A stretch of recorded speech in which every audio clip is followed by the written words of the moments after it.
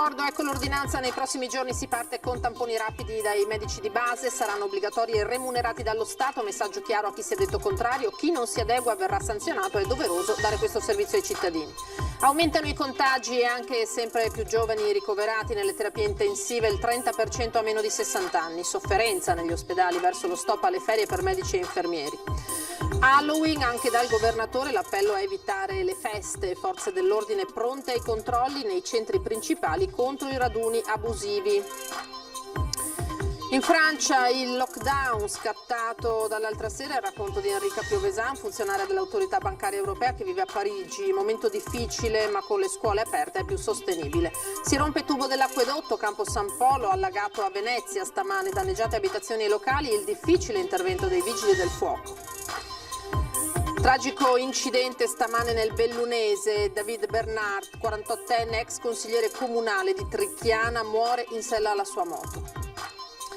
Ladri scatenati sui colli Euganei, in 4 sono entrati in un'abitazione di Valle San Giorgio, ripresi dalle telecamere mentre agivano in pieno giorno.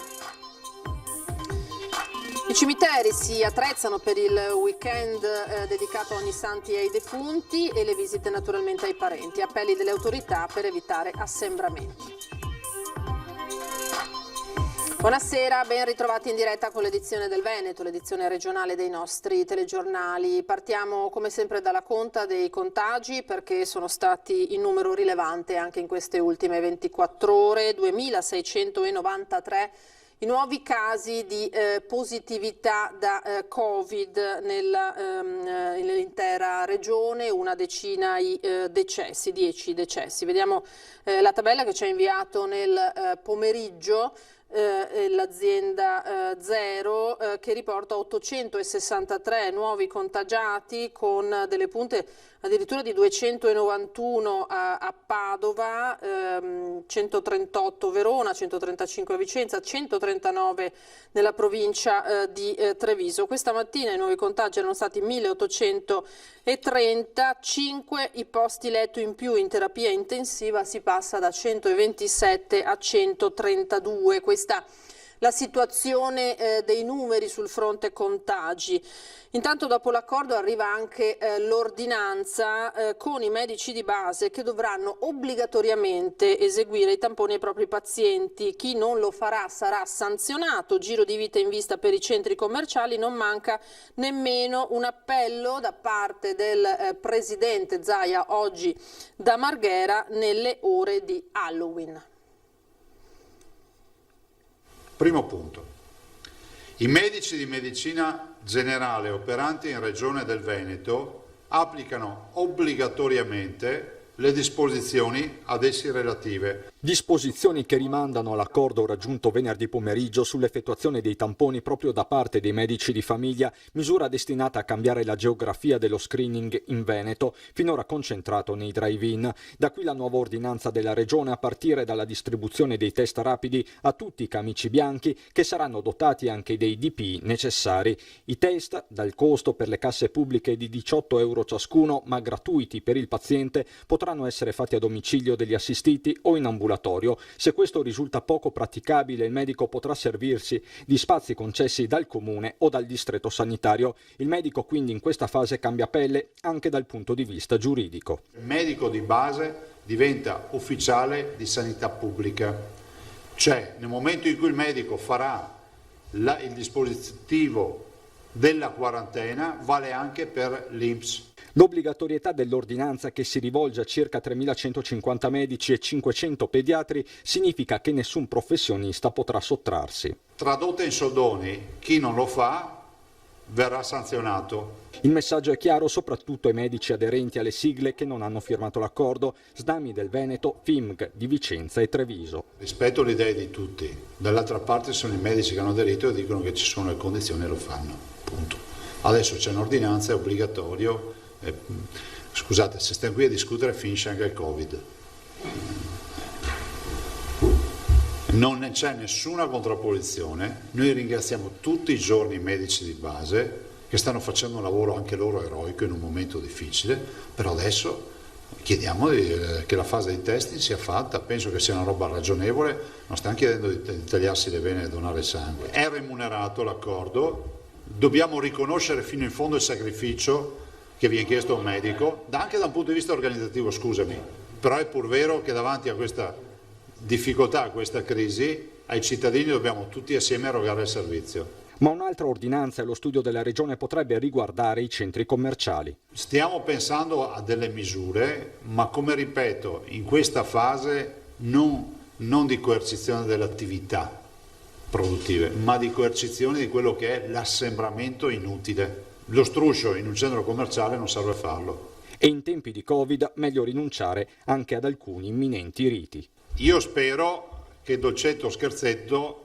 stasera non funzioni. Invito i genitori di evitare di fare, sembrerà quasi una banalità, suonare i campanelli non è proprio il caso di mandare i bimbi in giro per le case, perché va contro tutti i principi di controllo della diffusione di un virus, no? Aumenta dunque il contagio, aumentano i ricoveri di pazienti giovani, gli ultimi proprio questa mattina nel reparto di malattie infettive del Cafoncello a Treviso, di situazione impegnativa, parla il responsabile del SUEM Paolo Rosi, in particolare sul fronte del personale, si va verso lo stop alle ferie. Il grado di infezione oggi riguarda di più le fasce che vanno dai 25 anni ai 50 anni, 55 che le altre fasce di età. Il concetto è stato ribadito dallo stesso Zaia dopo aver preso visione dei dati di giornata che segnalano 2 ricoveri di soggetti giovani al Cafoncello, 2 donne, una di 38 e l'altra di 44 anni, entrambe in malattie infettive. Un trend confermato anche da Paolo Rosi, figura di riferimento per il SUEM regionale, che scatta una fotografia ai pazienti ricoverati nelle terapie intensive. Il 30% di questi ha meno di 60 anni, un 30% ne ha tra 60 e 70 e un 30% fra 70-80. La caratteristica di questa popolazione è che è più giovane mediamente rispetto a quella della prima fase dell'epidemia. Anche per questo le degenze in terapia intensiva sono mediamente più brevi della primavera, complici anche le nuove cure dal plasma agli antinfiammatori, ma i numeri sono ostinati e parlano di un aumento continuo e di uno stress crescente soprattutto sul personale. La situazione è impegnativa perché stiamo appunto riducendo alcune attività per aumentare la disponibilità di posti letto per pazienti col Covid. Il personale sicuramente è impegnato in un'attività intensa, per coprire questi posti bisogna ovviamente anche sospendere le ferie di tutti. Oggi il grande dramma è legato al fatto del personale già non ce n'era, più oggi avete visto i numeri, insomma c'è anche personale, l'abbiamo visto anche da noi, insomma che purtroppo essendoci che il virus circola, questo quindi fa sicuramente ad aggravare la situazione. Certo. E poi c'è l'altro fronte, quello economico, quello delle proteste. Partiamo da quella di Conegliano, una manifestazione silenziosa, pacifica, portata avanti da esercenti e ristoratori. Ieri avevano ricevuto il divieto di recarsi, di riunirsi in piazza Cima per motivi sanitari. Oggi hanno voluto ritrovarsi lo stesso per far sentire la loro voce, in pochi, distanziati, senza creare problemi, ma solo per dimostrare tutta la loro amarezza. Molti rischiano di chiudere, molti hanno già deciso di abbassare le serrande, non condividono la scelta di non autorizzare la manifestazione, hanno deciso di aderire lo stesso a un'iniziativa soft, dire a tutti noi ci siamo comunque. Accanto a loro con le bandiere alcuni venetisti, molti dei quali senza mascherina, una provocazione forse verso le forze dell'ordine che tuttavia non hanno reagito in quel momento nella piazza piena di gente. E c'è stata anche la protesta dei commercianti e dei piccoli imprenditori dell'Alta Padovana, flash mob a Cittadella in piazza Piero Bon. Distanziati rigorosamente con la mascherina, poco dopo mezzogiorno piazza Piero Bon a Cittadella ha accolto il silenzio degli innocenti, flash mob di protesta delle partite IVA dell'Alta Padovana sostenuto dai circoli e dai consiglieri di Fratelli d'Italia. Abbiamo dato voce a tutti gli imprenditori della zona del cittadellese, ricordiamo che in tutta l'Alta Padovana nel corso degli anni si sono istituite partite IVA e l'imprenditoria qui è di qualità e di quantità. Con loro l'assessore regionale al lavoro Elena Donazzana e il consigliere regionale Enoch Soranzo. Le ore 18 è incomprensibile, questi operatori hanno chiesto certezza nei ristori, ma il decreto ristoro non ci fa ben sperare. Se è vero come è vero che addirittura ancora il decreto rilancio non ha coperto tutta la cassa integrazione per gli artigiani. Allora questo è un governo che sta prendendo il giro e questo è il malessere principale. E hanno poca chiarezza perché ogni 4 giorni fare un decreto vuol dire non avere idea di dove si sta andando. Ancora una volta governo e Stato si fanno trovare in ritardo e non puntuali con una struttura che potesse reggere questo momento difficile per i nostri territori. Il questore di Padova, Isabella Fusiello, ha sospeso per 30 giorni la licenza al bar Pani, noto locale del centro storico di Padova, per non aver rispettato le prescrizioni per evitare contagi da coronavirus. La polizia aveva già sospeso più volte la licenza al bar, informa una nota della questura, dove continuavano a radunarsi pregiudicati. Del locale socio Vittorio Aliprandi, ex consigliere comunale e parlamentare della Lega. Primo weekend di chiusura alle 18 per bar e ristoranti, penalizzate anche le feste, le iniziative per Halloween, l'amministrazione richiama i ragazzi al senso civico, portate la mascherina e state distanziati. Niente scherzetto e niente dolcetto, la festa della paura quest'anno fa paura, ma sul serio si trasforma in festa domestica nella migliore delle ipotesi, visto che in centro alle 18 si chiudono i battenti per il primo weekend dall'avvio del nuovo DPCM, che impone di abbassare le saracinesche a bar, ristoranti, pub, pizzerie e la città si spopola di aperitivi e feste a tema. È a questo punto che subentrano i controlli serali, che in questa occasione non saranno però intensificati più di quel che succede in ogni weekend ormai da mesi. Noi abbiamo un gruppo di agenti della polizia locale che il venerdì e il sabato è un numero superiore rispetto agli altri giorni e manterremo questa situazione. Abbiamo la collaborazione ovviamente con la Polizia di Stato e con i Carabinieri e con la Guardia di Finanza e quindi diciamo che non sono previste delle misure particolarmente importanti per questa serata. Saranno controllati anche i quartieri periferici per garantire il rispetto delle norme e intanto l'invito ai più giovani resta quello di non assembrarsi e usare la mascherina. L'occasione è quella di dire ai ragazzi di continuare a usare la mascherina come stanno facendo, perché abbiamo capito che questo è un dispositivo che ci aiuta e poi per il resto insomma atteniamoci alle regole, il fatto di stare magari un po' a distanza l'uno dall'altro e cerchiamo di evitare qualsiasi tipo di contatto. Ora in Francia, dove da ieri il nuovo lockdown è iniziato come in primavera, con la differenza che le scuole sono rimaste aperte. Abbiamo raggiunto via Skype una trevigiana che vive e lavora nella capitale francese. Il confinement, il lockdown francese, è scattato la notte tra giovedì e venerdì al termine di una giornata scioccante, quella dell'attentato terroristico di Nizza. Enrica Piovesan, trevigiana, funzionaria all'ABE, l'autorità bancaria europea, ci racconta come tutto si è fermato un'altra volta. Chi può deve lavorare in smart working, spiega, ma a differenza della scorsa primavera le scuole sono rimaste aperte. La possibilità per me che non devo andare a lavorare, posso fare telelavoro da casa, non ho figli da portare a scuola, la possibilità mia di uscire è o per andare a fare delle spese, dei beni di prima necessità, oppure per massimo 1 ora al giorno, massimo 1 chilometro di distanza da casa, una passeggiata per motivi di salute. Quella che è sembrata una fuga in auto dei parigini dall'imminente lockdown, spiega Enrica, altro non era che l'esodo per il ponte di Ognissanti. Impossibile per chi ha figli che vanno a scuola andarsene per un lungo periodo. In questo caso le scuole sono aperte, c'è l'obbligo di frequenza e mi domando come fanno i bambini se non sono più nella loro città. Parigi e la Francia ripiombano nel blocco, ma non c'era dubbio, aggiunge la trevigiana, che finisse così. Durante l'estate non è stata presa dalle persone praticamente nessuna precauzione. Le misure non mi sembrava che fossero attuate o comunque non erano attuate come se fossero sentite dalle persone. E persino in aeroporto, quando sono andata in Italia, ero all'aeroporto Charles de Gaulle di Parigi, era impossibile fare la fila per il check-in perché se mi tenevo a 1 metro di distanza, neanche 2, 1 metro di distanza dalla persona avanti a me, venivo sorpassata.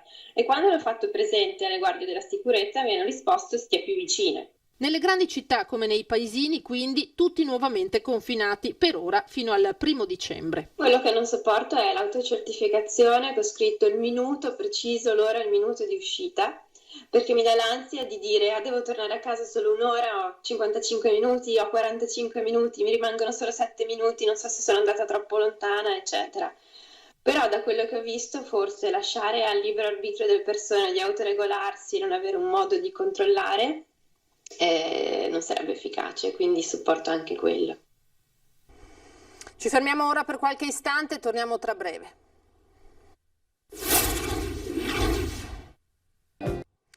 Eccoci di nuovo in diretta con l'edizione regionale dei nostri telegiornali. Ripartiamo dalla cronaca. È stata una mattinata davvero di forti disagi in campo San Polo a Venezia, letteralmente sommerso a causa del guasto a una tubatura dell'acquedotto. La forza dell'acqua ha creato una voragine tra i Masegni e ha inondato un'ampia area.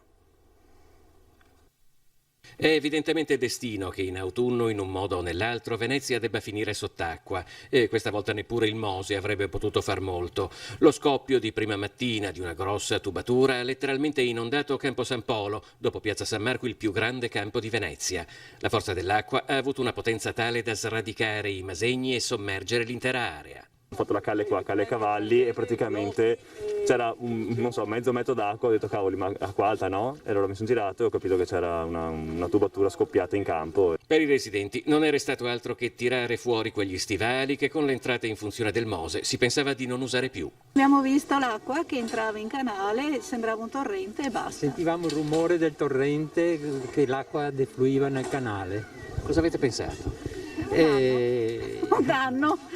Per i passanti, tra cui peraltro nonostante tutto continuano ad esserci diversi turisti, l'allagamento di Campo San Polo rappresenta una curiosità da riprendere col cellulare, ma per chi qui ha un'attività di ristorazione che col nuovo DPCM anti-Covid deve chiudere alle 18, la giornata è persa. Per noi il servizio del pranzo di sabato e di domenica magari sono gli unici incentivi, insomma, a tenere aperti, e purtroppo gli unici prenotati erano oggi e come potete vedere, insomma, amen, ci mettiamo una pietra sopra.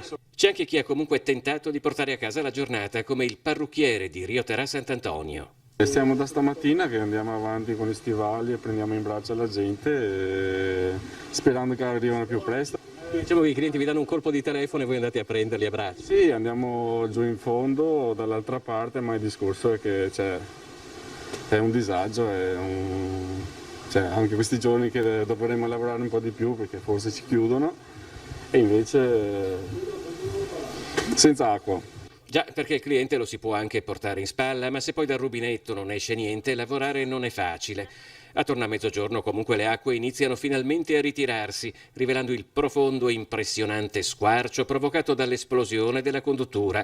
Tutto attorno alla voragine aperta dall'acqua un fitto strato di fango ricopre i Masegni. Abbiamo la spiaggia però adesso in Campo San Polo, quindi è una consolazione. Se ci fosse il sole, un paio di sdrai, un ombrellone, potevamo anche inventarci qualcosa oggi, insomma.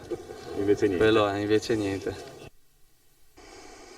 Ancora cronaca con un uomo di 48 anni che ha perso la vita in un incidente accaduto questa mattina verso le 9 a Trichiana di Borgo Valbelluna. David Bernard viaggiava in sella alla sua moto Honda quando, per cause ancora da accertare all'altezza dell'incrocio fra via Roma e via Cavassico, si è scontrato con una Mercedes guidata da una 41enne del posto. È morto praticamente sul colpo, a nulla sono valsi i tentativi di rianimazione praticati dai sanitari del SUEM. I rilievi per stabilire l'esatta dinamica dell'incidente sono stati eseguiti dai carabinieri del Norm di Feltre. Bernard era molto noto a Trichiana sia per la sua attività di perito edile che svolgeva nel suo studio professionale, che per essere stato consigliere comunale nell'ultima giunta guidata da Fiorenza da Canal, nella quale aveva la delega al PATI. Velocemente anche un'altra notizia che arriva dal Bellunese, un grave incidente in montagna con un escursionista cinquantenne di Martellago, recuperato in condizioni definite molto gravi dal soccorso alpino dopo essere ruzzolato per circa 200 metri mentre camminava con amici nella valle di San Lucano a Taibon a Gordino.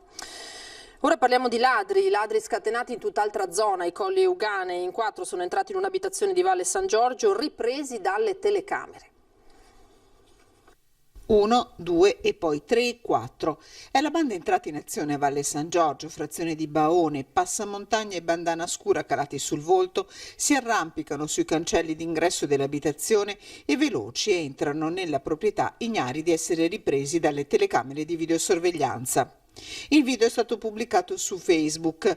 Proprio grazie alle telecamere il proprietario non ha subito danno alcuno ed ha avvisato immediatamente i carabinieri. Non il primo caso di furti nell'area, con tanto di segnalazioni rimpallate da post a post, di prestare la massima attenzione.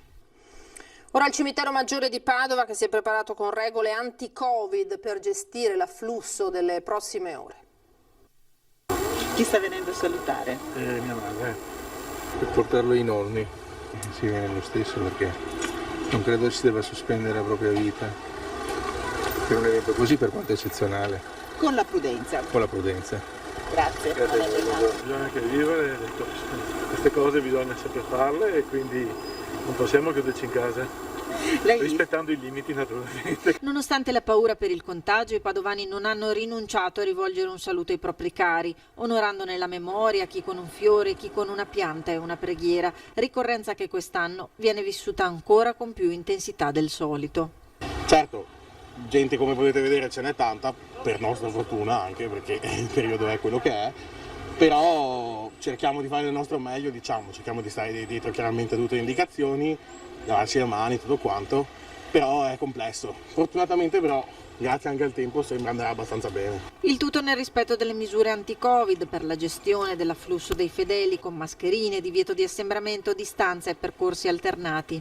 L'afflusso è stato importante più ieri perché era un settimanale, oggi è abbastanza moderato.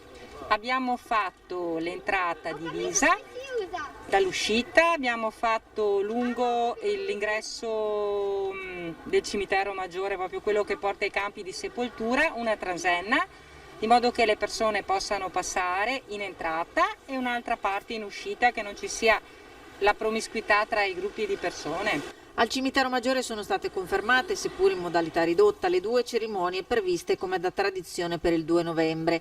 Al mattino la deposizione di una corona d'alloro da parte dell'esercito e nel pomeriggio la messa del vescovo Monsignor Claudio Cipolla, in cui sarà rivolta una preghiera in particolare alle vittime della pandemia e per questa occasione verranno poste sedie anche all'esterno per consentire il distanziamento. Cancellata invece la processione.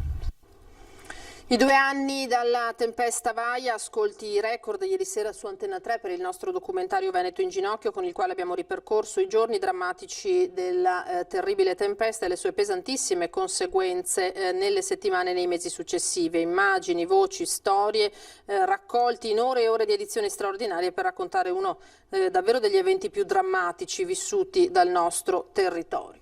E dunque abbiamo detto 2 anni fa la tempesta che si è accanita anche in diverse aree, cambiando il volto in modo drammatico. Andiamo a vedere.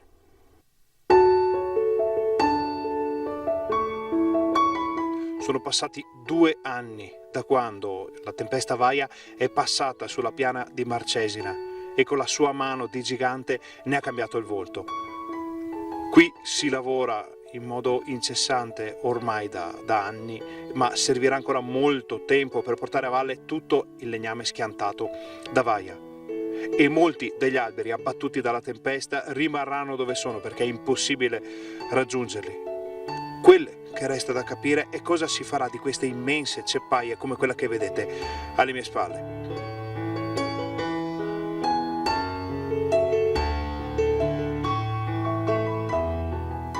E questo è quello che resta di immensi boschi, ridotti a tronchi accatastati in attesa di essere portati via dalle centinaia di camion che continuano ad andare avanti e indietro dalla Marcesina, a scendere a valle, a portar via quel che Vaia ha lasciato alle sue spalle.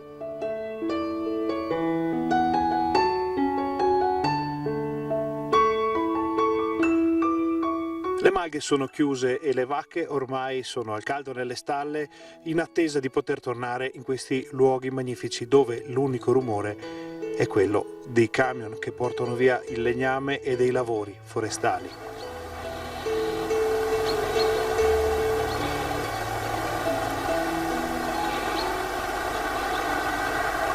Ci vorrà del tempo per imparare a conoscere e riconoscere la nuova piana di Marcesina.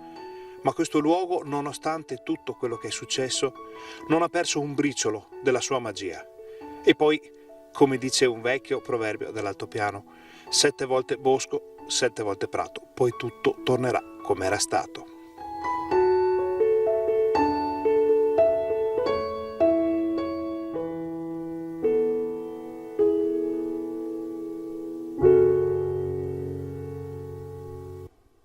Su queste immagini noi ci fermiamo, grazie per averci seguito, vi lascio alle previsioni del tempo per domani, arrivederci.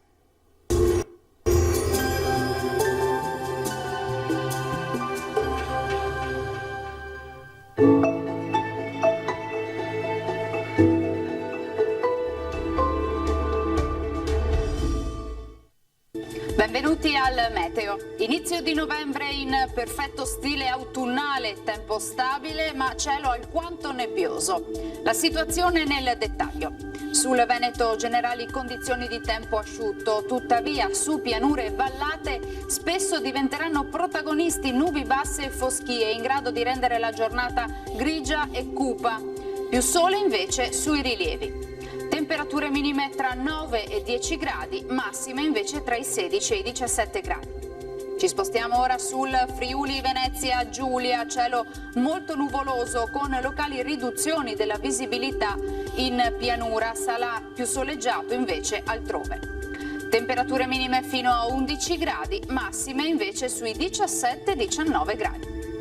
Infine uno sguardo alla situazione del Trentino Alto Adige, avremo locali foschie mattutine, in dissolvimento però con il passare delle ore, addensamenti innocui invece sui settori di confine. Temperature minime sui 10 gradi, massime fino a 19 all'incirca. Dal Meteo per ora è tutto, vi auguro un buon proseguimento in compagnia di Antenna 3.